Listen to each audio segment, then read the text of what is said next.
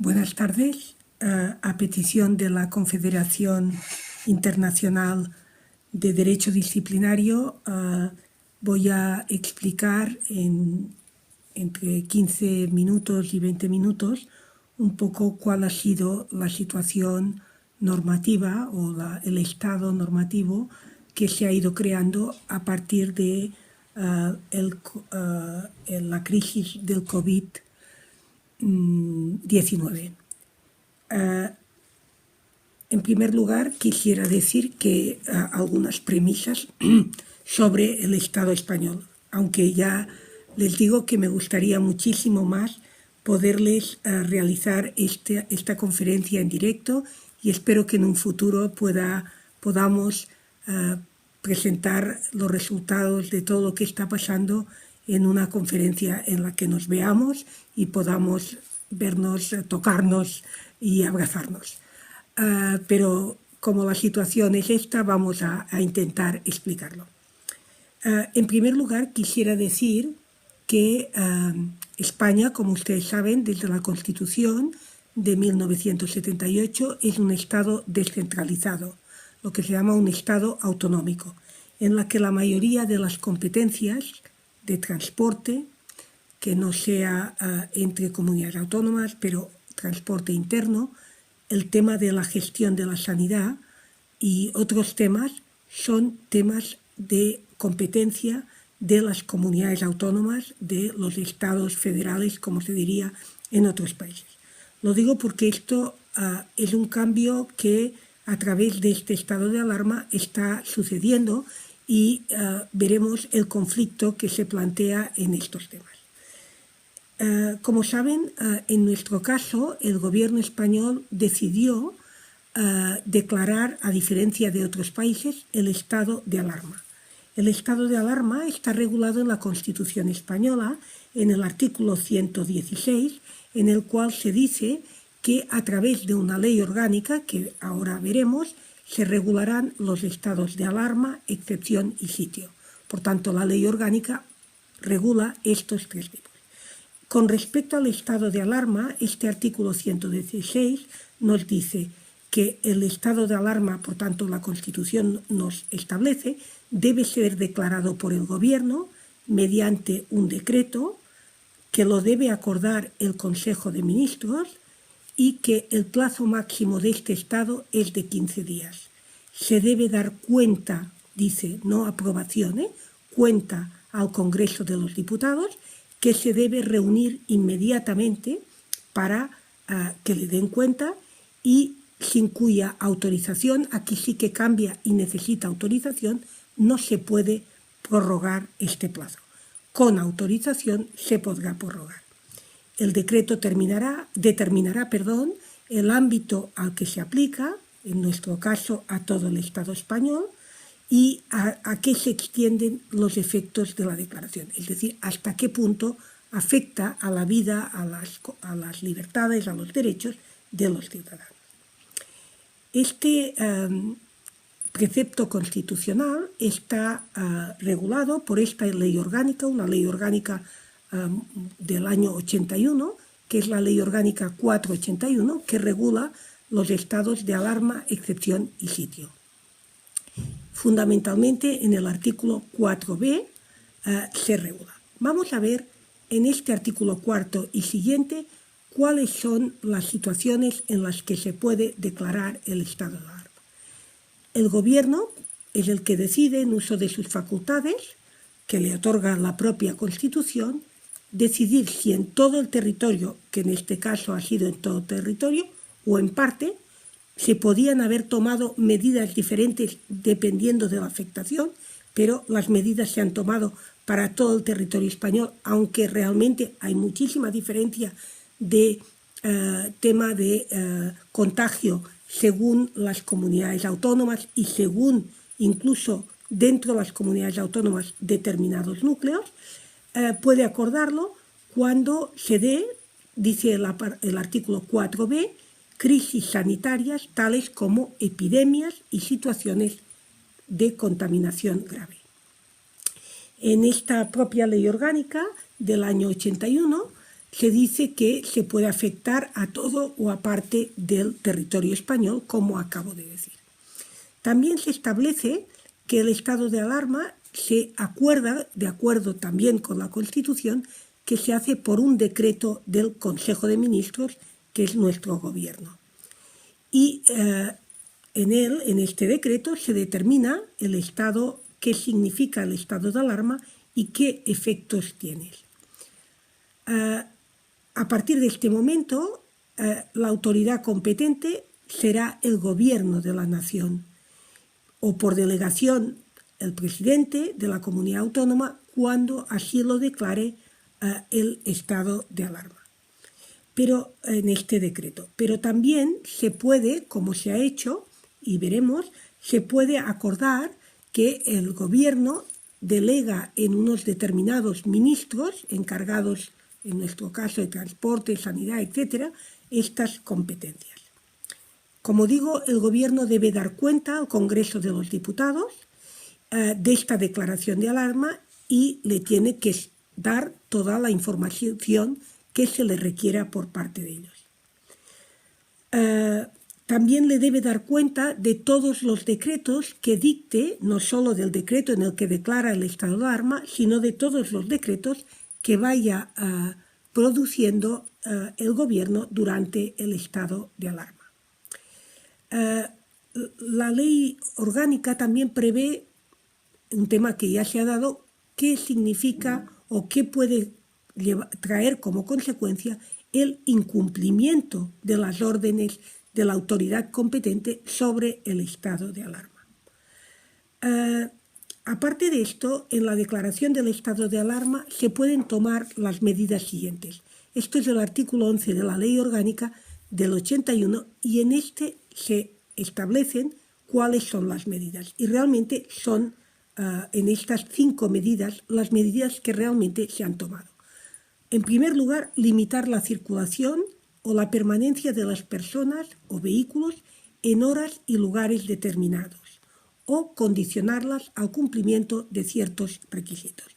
Esto se ha dado, es decir, está limitado el circular, está limitado que los vehículos puedan ir de un sitio para otro, sean públicos, privados, etc., y cómo esto se debe realizar.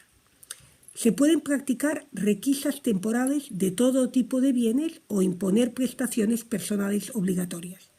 Pues esto es así, por ejemplo, en nuestro caso ha habido requisas de material sanitario necesario para la prestación del servicio. Mascarillas, batas, gorros, etc. Y también se pueden imponer prestaciones obligatorias como por ejemplo en el caso sanitario o en el caso de alimentación. Se puede intervenir y ocupar transitoriamente industrias, fábricas, talleres, explotaciones o locales, con excepción de domicilios privados, dando cuenta a los ministerios interesados. Pues por determinados motivos se puede ocupar una industria, por ejemplo, para producir respiradores. Y también se puede limitar el uso de servicios o el consumo de artículos de primera necesidad y finalmente se pueden impartir las órdenes necesarias para que haya abastecimiento de los mercados, el funcionamiento de los servicios, etc. Cosa que en nuestro caso se ha realizado a través del Real Decreto que comentaré posteriormente.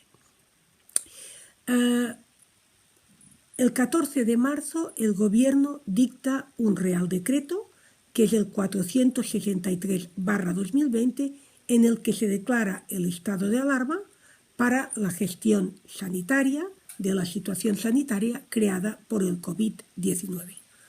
Este Real Decreto es un Real Decreto que, como hemos dicho, solo puede establecer durante 15 días este estado de alarma, que ha sido prorrogado por 2 veces.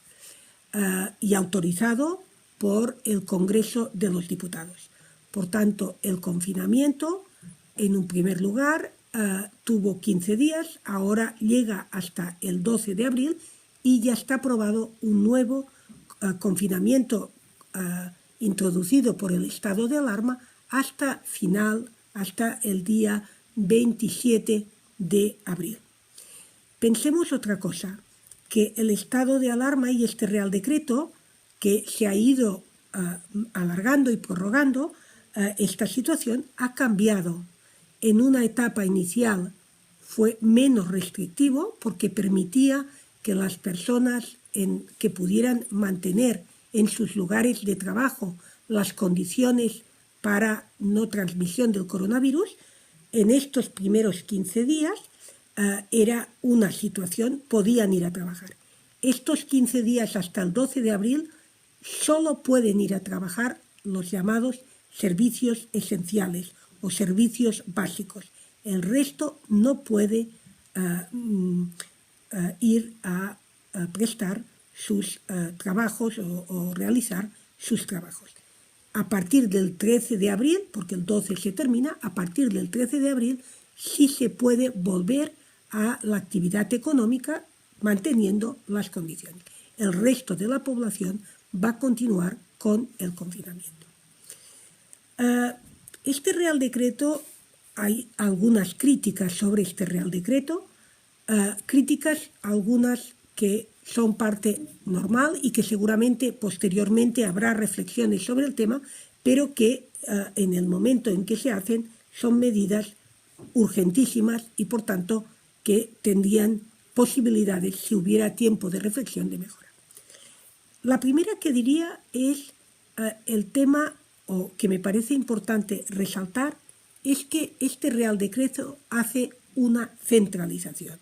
El Estado es el que lleva las riendas de las medidas y del control, como veremos, del sistema sanitario, el sistema de seguridad pública, el sistema de transporte, etc. Por tanto, las comunidades autónomas pierden transitoriamente las competencias a favor del Estado.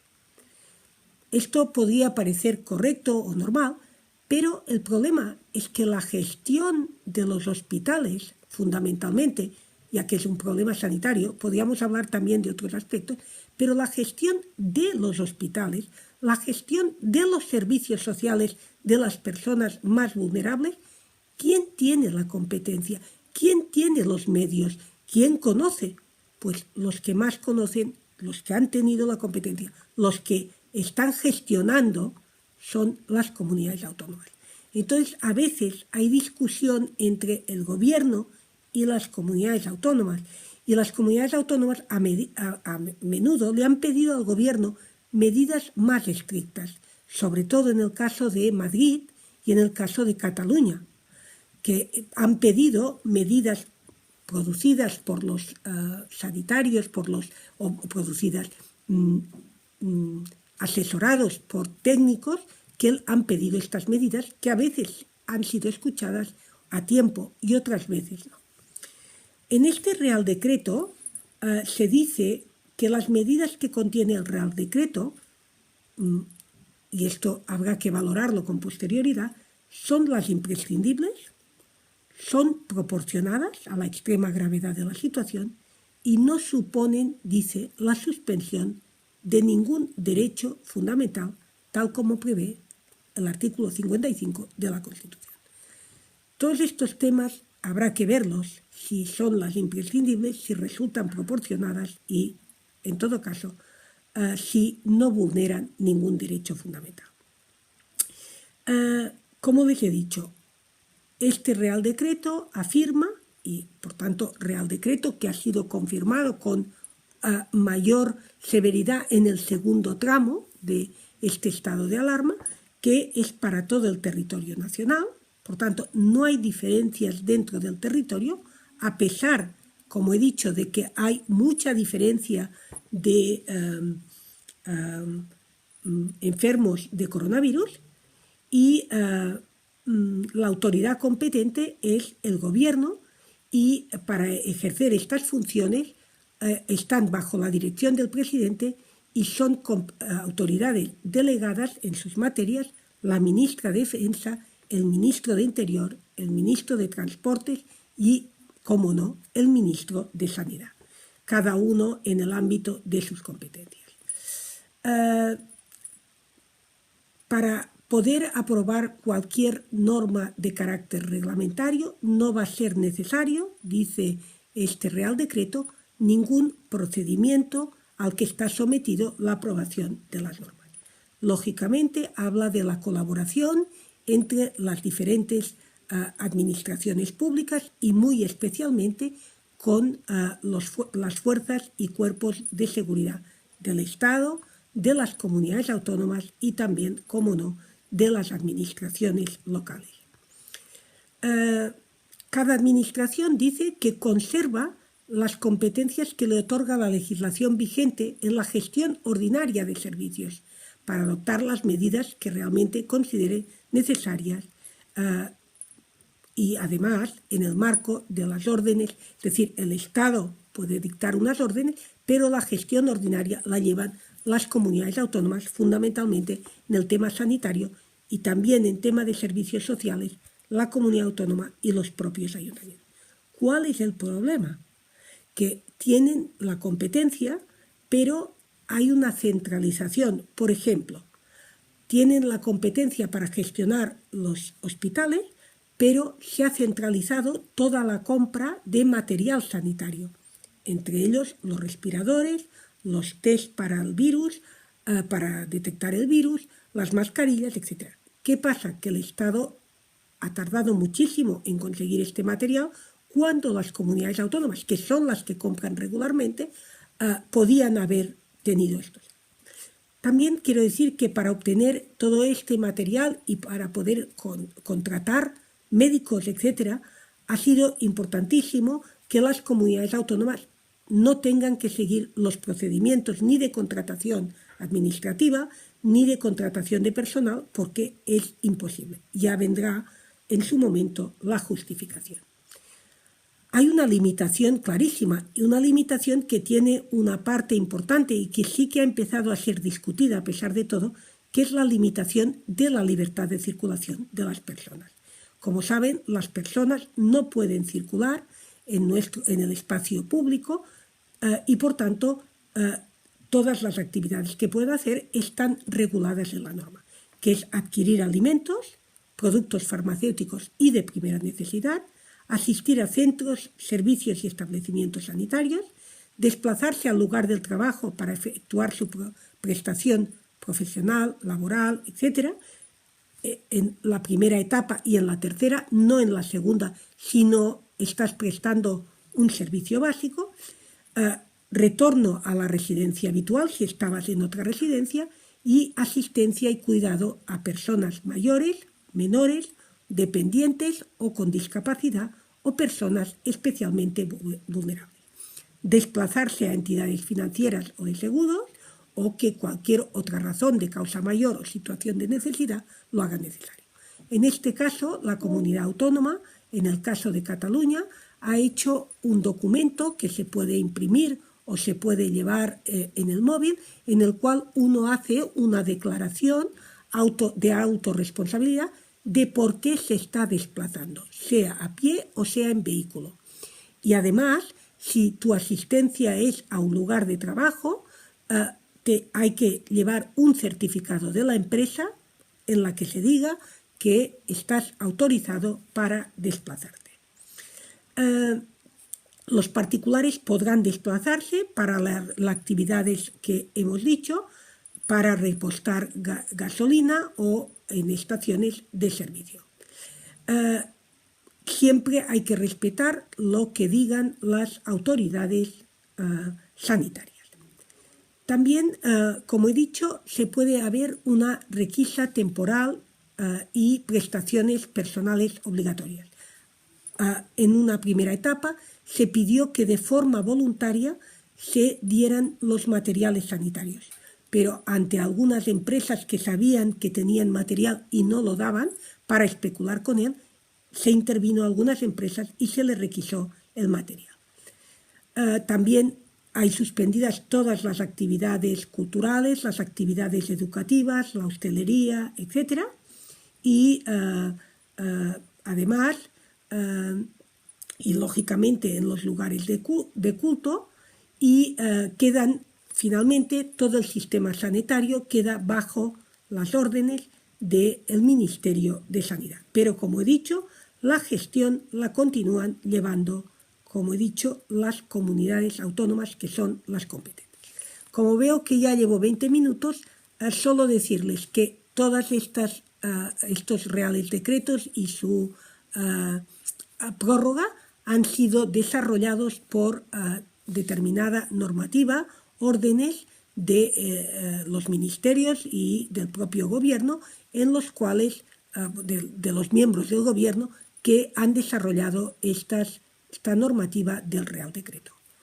Para acabar, ¿qué se plantea ahora y para el futuro?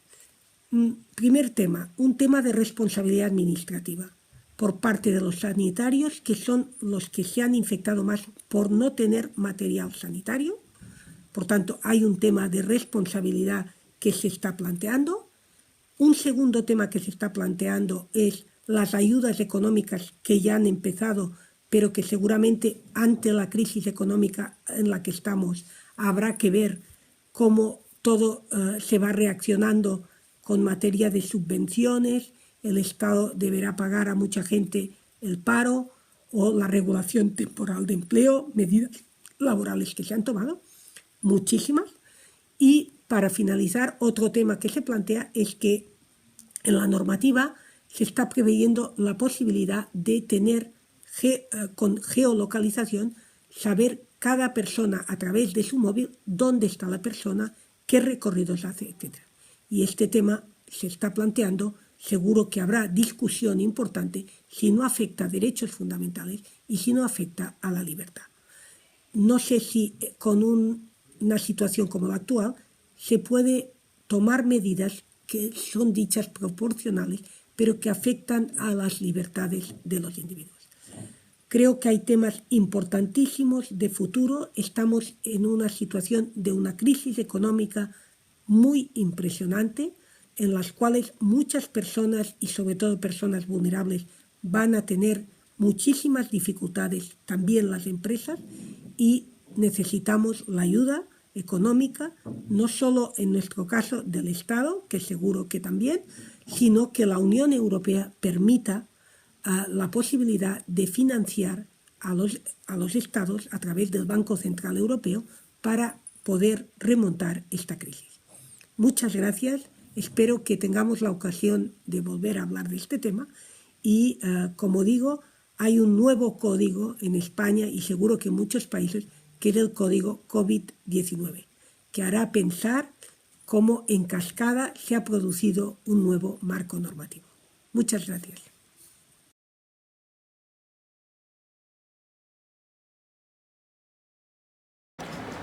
Al tiempo de celebrar tan loable iniciativa de la Confederación Internacional de Derecho Disciplinario, os saludo fraternalmente desde Paraguay. Es significativamente satisfactorio ser destinatario de la especial consideración a mi persona por parte de la Secretaria General de este prestigioso organismo, la insigne y respetada colega doctora Marta Lucía Bautista. Por el privilegio de la invitación, infinitas gracias. La ocasión que nos converge hoy día es acuciante e inesperada. El flagelo del coronavirus hace zozobrar a países de primer y tercer mundo por igual. Mi nombre es Fernando Benítez Franco. Soy miembro del Tribunal de Apelaciones en lo Civil, Comercial y Laboral de la 12ª Circunscripción Judicial de la República del Paraguay, docente de la Escuela Judicial dependiente del Consejo de la Magistratura y director de la Facultad de Derecho y Ciencias Sociales de la Universidad Nacional de Asunción, filial San Pedro. Ya abocándome al cometido propuesto, voy a realizar un relato cronológico de las distintas medidas adoptadas en mi país para enfrentar esta crisis universal sin paralelos en la historia de la humanidad. Para ubicarnos temporalmente, el 7 de marzo del presente año, la información que acaparaba la tapa de los diarios y los titulares de los informativos nacionales era el caso del famoso exfutbolista Ronaldinho, quien había ingresado al país con un pasaporte paraguayo de contenido falso. Nadie se imaginaba que una pesadilla de proporciones inconmensurables estaba a punto de desatarse. Ese mediodía, la atención pública giró en torno a un único y exclusivo foco. El coronavirus había llegado al Paraguay proveniente desde el Ecuador. Hoy, a un mes de aquel acontecimiento, tenemos 113 contagiados, algunos sin nexo, lo cual implica que el virus se encuentra en circulación y totalizamos 6 fallecidos.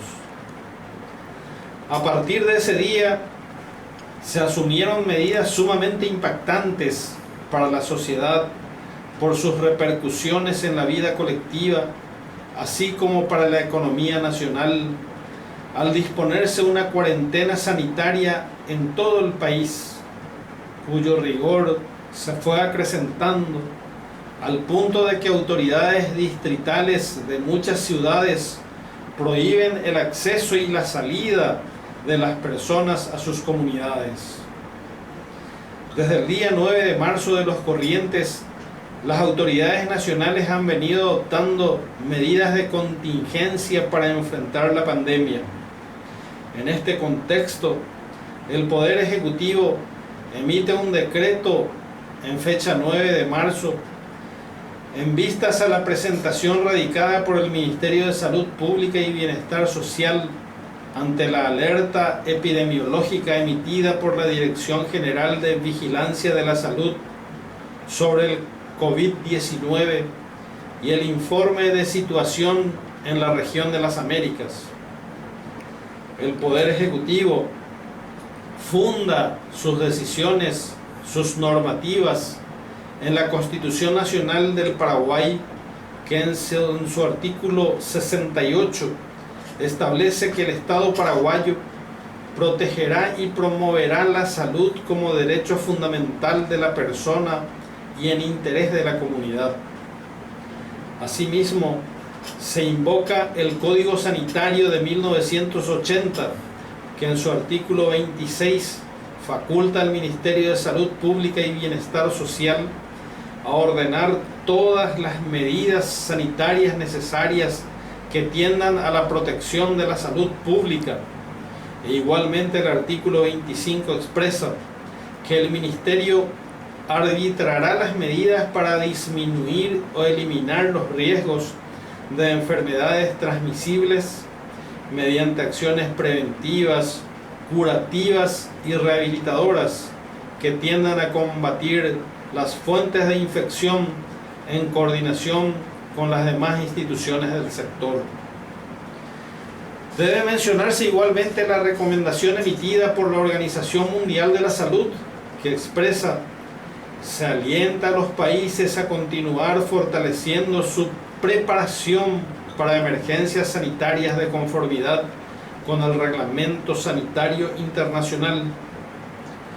Se dispuso la implementación de acciones preventivas ante el riesgo de expansión del COVID-19 al territorio nacional, conforme al Plan Nacional de Respuesta a Virus Respiratorios 2020, aprobado por resolución del Ministerio de Salud.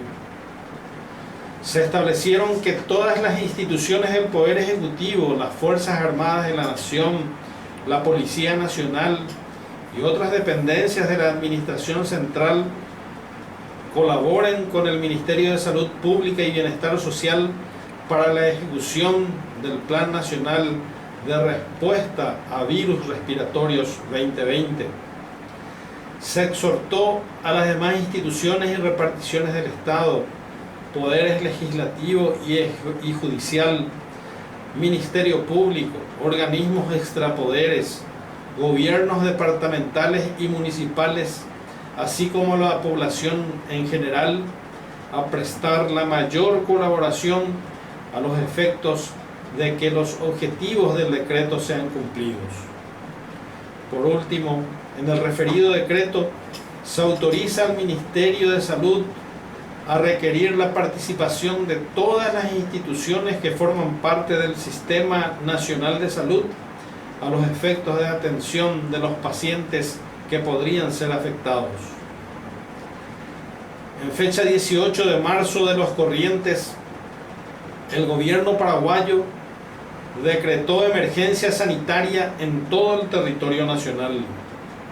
La situación generada por la evolución del coronavirus hizo resaltar la necesidad de adoptar medidas de prevención y contención extraordinarias para las autoridades de salud pública, estableciéndose como prioridad limitar la propagación del virus, reforzar el suministro de equipos médicos en todo el país y hacer frente a las consecuencias socioeconómicas que implica la situación. El Poder Ejecutivo adoptó una serie de medidas orientadas a proteger la salud y seguridad de los ciudadanos en el intento de contener la progresión de la enfermedad y reforzar el sistema de salud pública. Otras medidas que fueron adoptadas fueron el cierre parcial y temporal de puestos de control migratorio en la frontera y se estableció un régimen excepcional de facilidades de pago para los impuestos. La pandemia precisa adopción de medidas de prevención y contención extraordinarias por parte de las autoridades sanitarias, siendo la primera prioridad limitar la propagación del virus, reforzar el suministro de equipos médicos en todo el país y afrontar las consecuencias socioeconómicas que conlleva la semiparalización del país. Para las autoridades sanitarias, el confinamiento de la población ha sido determinante para evitar que la curva ascendente adquiera ribetes desproporcionados, impidiendo de ese modo que se produzca un estallido del número de contagiados que podría hacer colapsar la organización sanitaria con un escaso número de camas y de respiradores. Con las medidas adoptadas se pretende ganar tiempo para fortalecer el sistema de salud para cuando la curva de contagio alcance sus picos más elevados, que se presume se dará entre los meses de mayo y junio.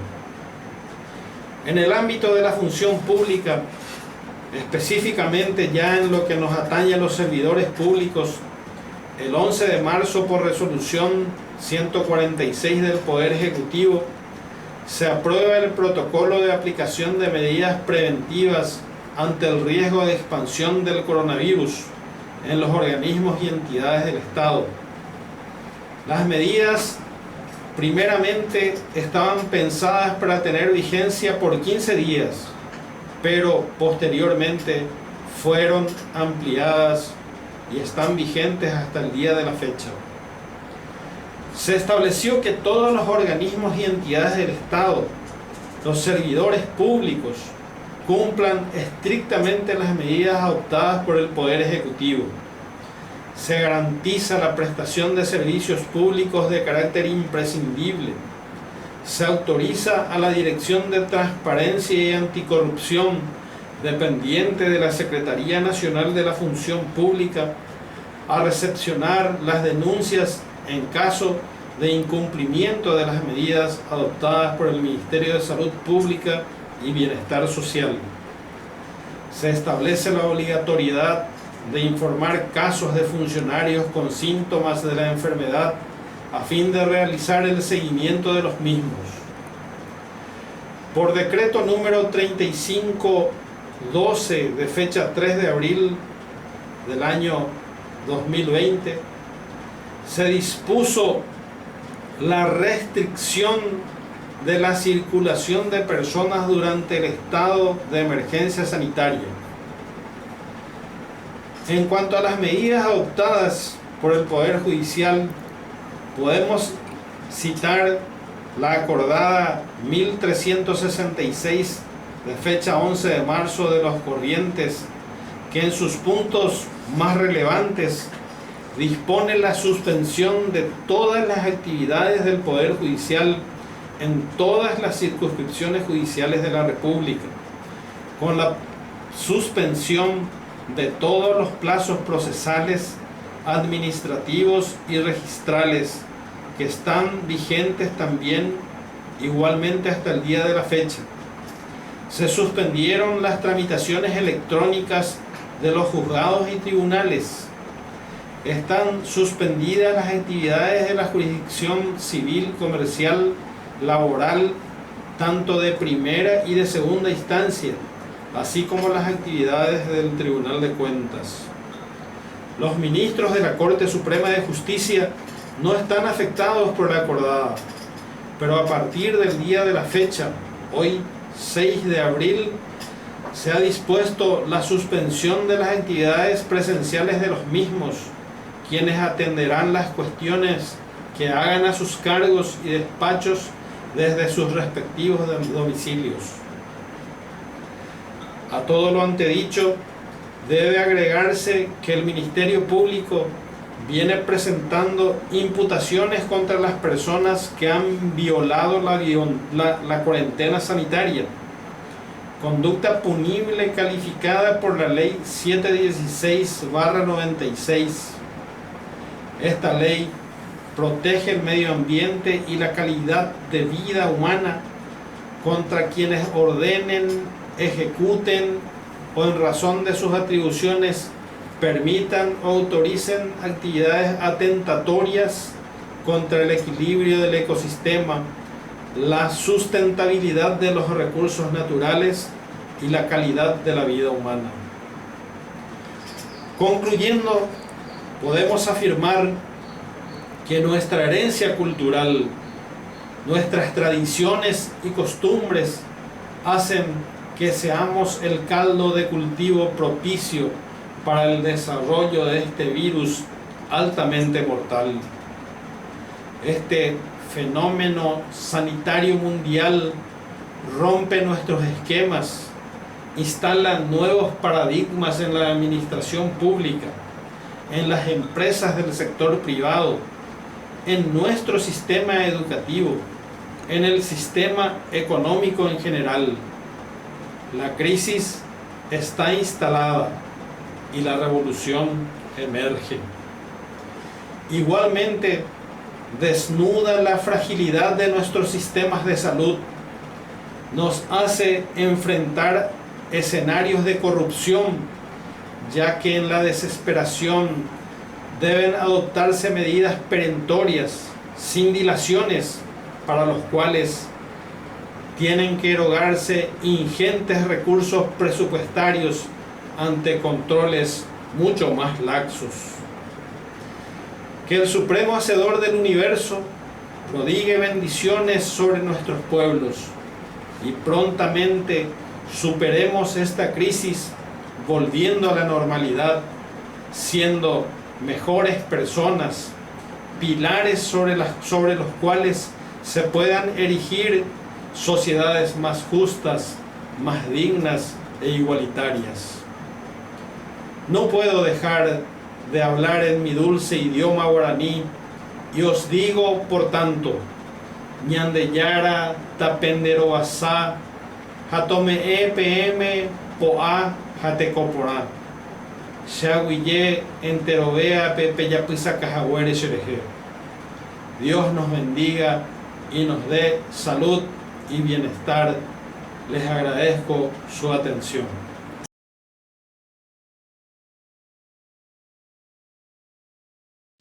Muy buenas tardes, amigas y amigos. Un placer para mí dirigirme a todos ustedes. Reciban por favor el saludo cordial, fraternal de quien les habla, Giovanni Egasorbe, precisamente acá desde la mitad del mundo, desde la hermana República del Ecuador. Me dirijo a todos ustedes en estos momentos tan difíciles que atraviesa el mundo, pero que precisamente exigen justamente esto, ¿no? De que desde las diferentes latitudes fortalezcamos los lazos de comunicación, de hermandad, de solidaridad, que mejor si lo aprovechamos a través de estos medios tecnológicos, de estos medios electrónicos. Mi agradecimiento por esta distinción al Instituto de Derecho Disciplinario, al Instituto Colombiano de Derecho Disciplinario, a esta magnífica organización y coordinación. Mi reconocimiento a la doctora Marta Lucía Bautista, precisamente gestora y quien hace posible este encuentro internacional. Insisto, qué alegría poder estar, a pesar de las circunstancias, en esta interacción, en este encuentro con la academia, y qué mejor si es a nivel internacional, insisto. Mi agradecimiento y mi reconocimiento.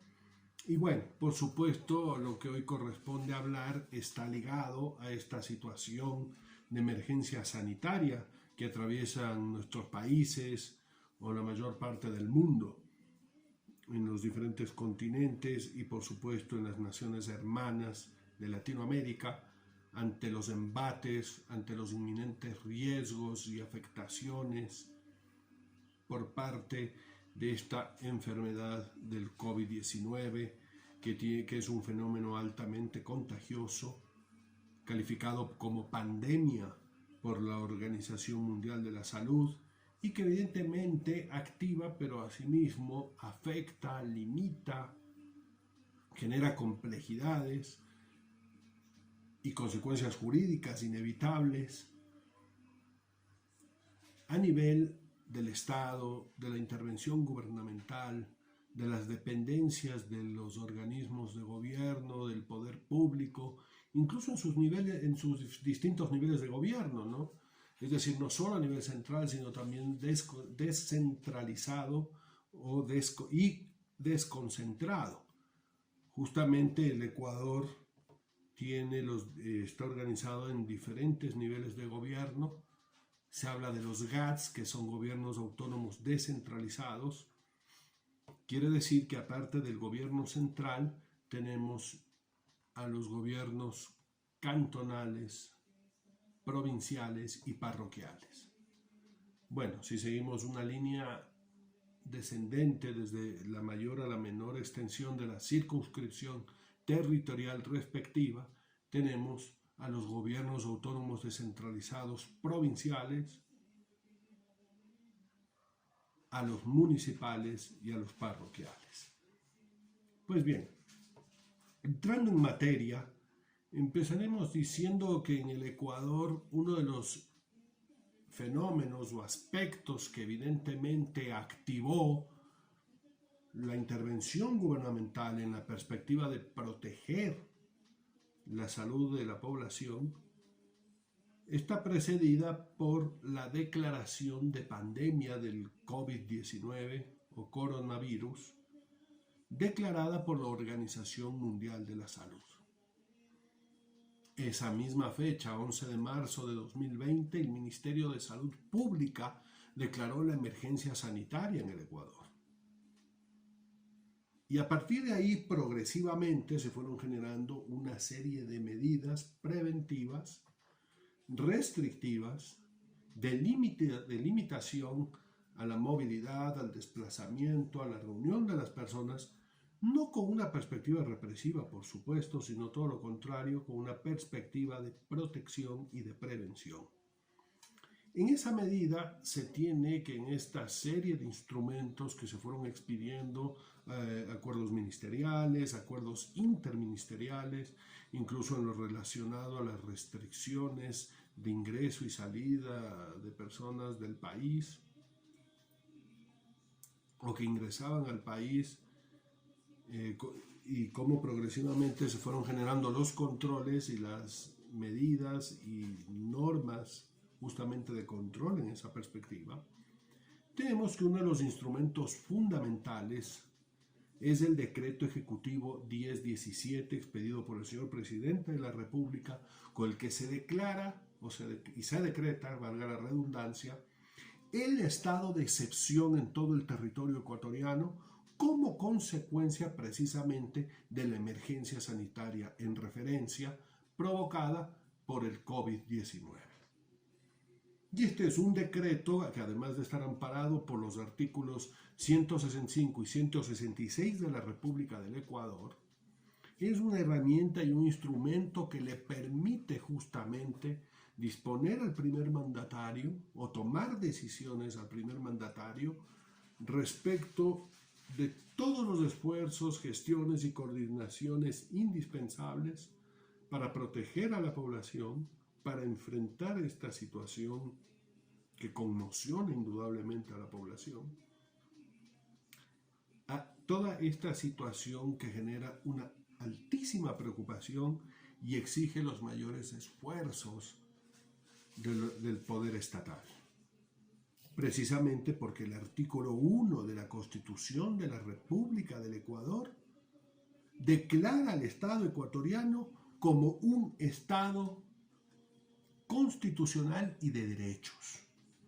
También lo declara, por supuesto, como un Estado de justicia, como un Estado que además se gobierna de manera descentralizada y una serie de elementos fundamentales de carácter constitutivos, valga la redundancia, del Estado Nacional. Además que es un Estado pluricultural. Pero que en todo caso, su parte primigenia, justamente en el artículo 1, consagra al Ecuador como un Estado constitucional de derechos. Y es precisamente derechos fundamentales, derechos constitucionales como el derecho a la vida, el derecho a la salud y el derecho a la integridad física, los que indudablemente y definitivamente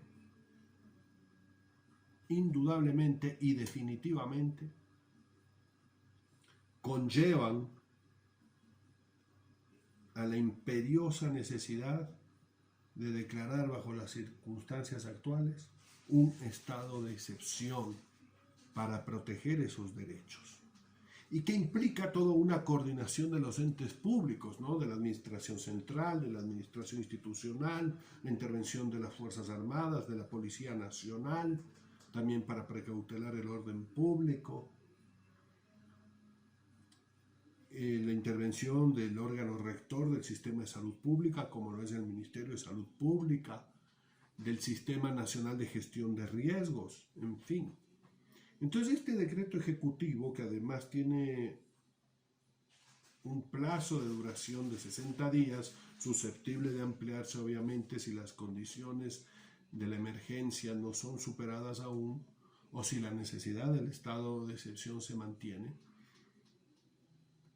van a afectar indudablemente a otros derechos, pero cuya afectación son precisamente para precautelar y proteger estos cuya protección, valga la redundancia, es indispensable. Nos referimos al de salud, al de la vida, al de la integridad física de las personas. ¿Cuáles son esos derechos que se afectan como contrapartida para proteger estos primigenios que acabo de mencionar? El de la movilidad, el de la reunión de las personas, el del tránsito y el del transporte de las personas, el del trabajo presencial.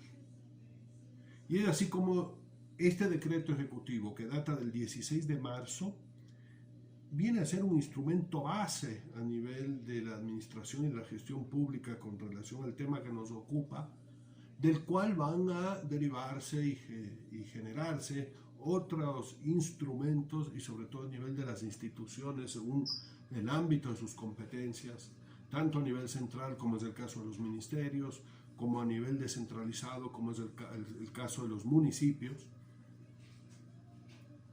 para que exista toda una base normativa totalmente legalizada, pero sobre todo indispensable y de carácter legítimo para proteger a la población ante los estragos descritos.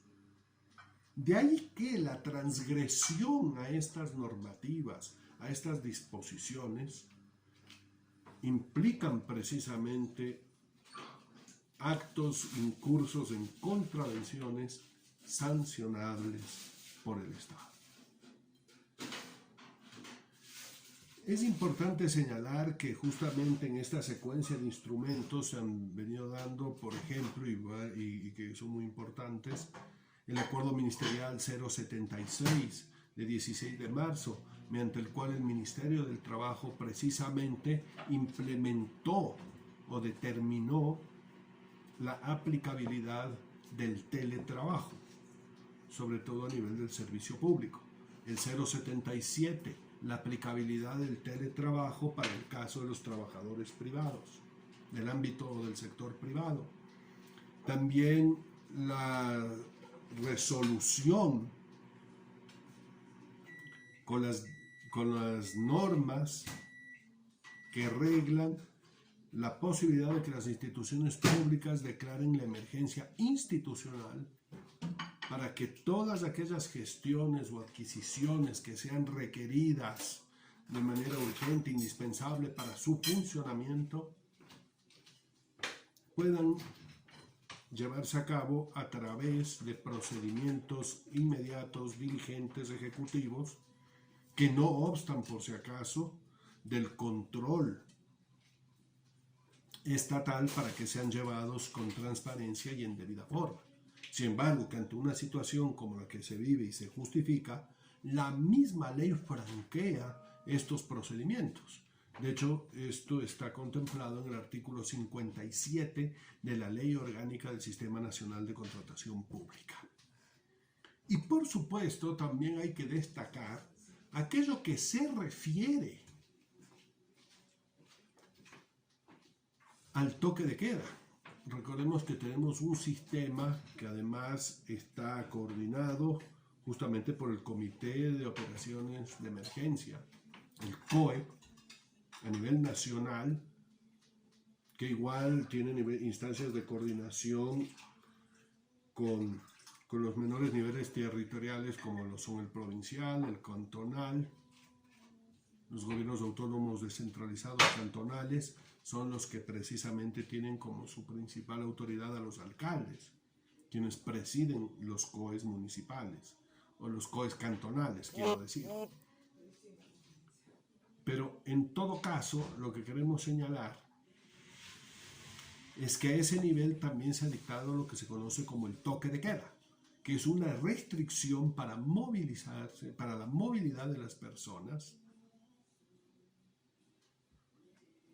en un horario que va desde las 5 de la mañana hasta las 2 de la tarde, en el sentido de que uno puede movilizarse o desplazarse en ese horario siempre y cuando esté justificado. Es decir, si es para proveerse de alimentos, si es por un tema de salud, si es para acudir a los puntos de atención que ha determinado el gobierno nacional o el gobierno municipal,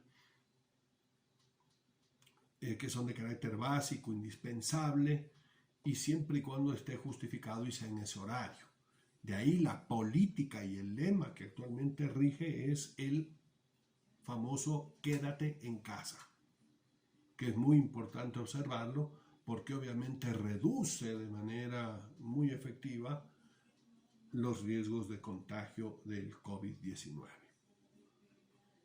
La transgresión, como ya lo habíamos dicho, a estas restricciones, por ejemplo, el toque de queda, es sancionado con $100 en una primera ocasión, con $400 si es que hay reincidencia, en el sentido de que nos estamos refiriendo al salario básico unificado que percibe el trabajador en general o los empleados del Ecuador, trabajadores y empleados del Ecuador, e incluso la privación de la libertad si hay esta nueva reincidencia, si hay una nueva reincidencia. En fin, eso tiene una implicación sancionatoria, como ya lo habíamos manifestado minutos atrás. Bueno, estamos ante todo un contexto. Por ejemplo, transgredir la prohibición del trabajo presencial sin disponer de salvoconductos, porque hay casos excepcionales, excepcionalísimos, justamente cuando se trata de labores indispensables o requeridas para la atención a emergencia, también son sancionables. En este caso, debemos recapitular en lo que ya habíamos anunciado, el artículo 226 de la Constitución de la República del Ecuador. Este artículo 226 se hace eco con la máxima del derecho público, en el sentido de que solo se puede hacer, insisto, a nivel de la instancia pública, únicamente aquello que la ley prevé, aquello que la ley señala, aquello que la ley establece, aquello que la ley expresamente dispone o permite. Entendiendo por lo tanto que lo que no está señalado, descrito o permitido expresamente por la ley en derecho público está prohibido. Es decir, lo que no se dice que hay que hacer o que se puede hacer está prohibido para el servidor público. Y eso implica responsabilidades.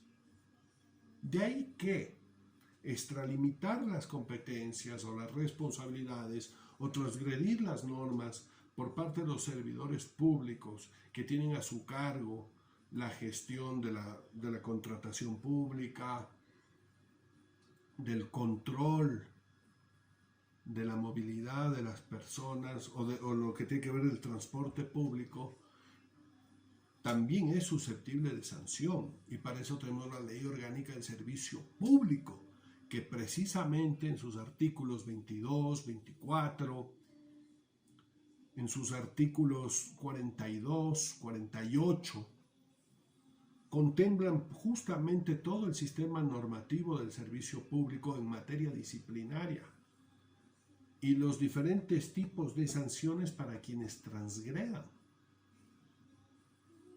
ya sea por incumplimiento de deberes o por estar incursos en prohibiciones legalmente establecidas. Y algo que está prohibido es hacer lo que la ley no le dice o no le permite expresamente al servidor público que lo haga. Arrogarse funciones, extralimitarse, cometer arbitrariedades, cometer omisiones, no ejercer los controles o ser uno el primero en transgredir los controles. Todo eso tiene un efecto sancionador y que en este caso actúa como agravante si se lo comete en una situación de emergencia. En este contexto, amigas y amigos, colegas, podemos decir que justamente la transgresión de toda la normativa referida que se ha expedido en el Ecuador con motivo del estado de excepción y de la emergencia sanitaria acarrea responsabilidades. Y esto está claramente establecido en la misma Constitución de la República del Ecuador, artículo 226, 227 y conexos, así como en la Ley Orgánica del Servicio Público, así como en su reglamento general, porque se considera que desatender las disposiciones de las autoridades competentes significa violentar el ordenamiento jurídico vigente, y esa es, según el artículo 42 de la LOCEP, la más grave de las infracciones disciplinarias, sancionables con destitución. Objetivamente hablando, estamos diciendo que en el Ecuador se han expedido instrumentos, normas, medidas, políticas. Todo el Estado se ha movilizado en ese sentido, en el sentido de gestionar la atención. Las situaciones son complejas, difíciles,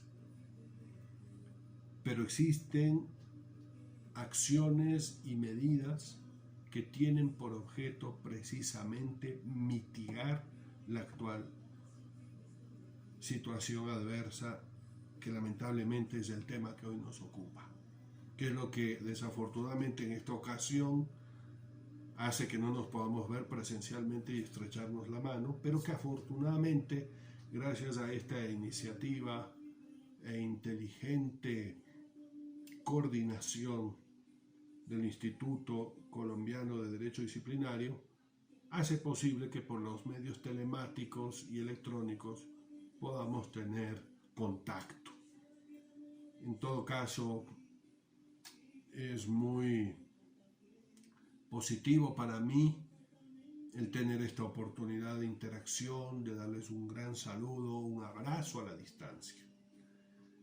La conclusión a la que quiero llegar es que en el Ecuador existen los instrumentos, las medidas, las iniciativas y las acciones para enfrentar el tema del COVID-19.